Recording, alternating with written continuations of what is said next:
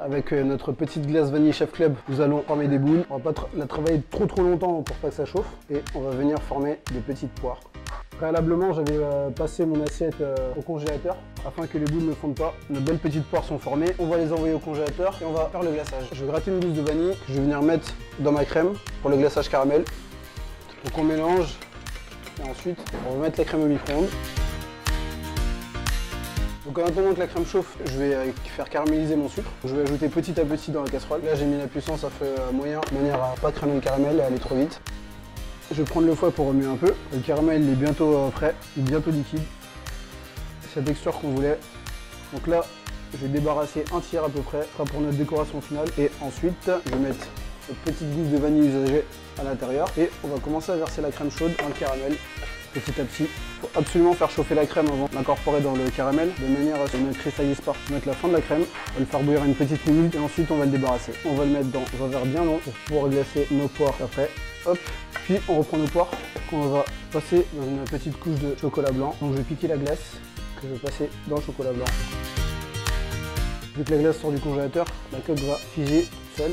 Toutes nos poires sont glacées, on va les repasser au congélateur quelques minutes. On revient du frais et là maintenant on va pouvoir les tremper dans une petite caramel. Comme tout à l'heure. On l'a bien fait tourner, on l'a égoutter, on la remet dans l'assiette. Et ça repart au frais, on les récupérera à la fin. On va passer aux crêpes. Vous avez 2 pics à brochette. Vous voulez faire comme chez le crêpier, je vais vous donner une petite astuce. Avec une punaise, je vais piquer au milieu les pics à brochette. Et ensuite, je vais venir pluguer le deuxième pic au milieu. Et on a créé une petite raclette à crêpes. On va prendre une bonne douche.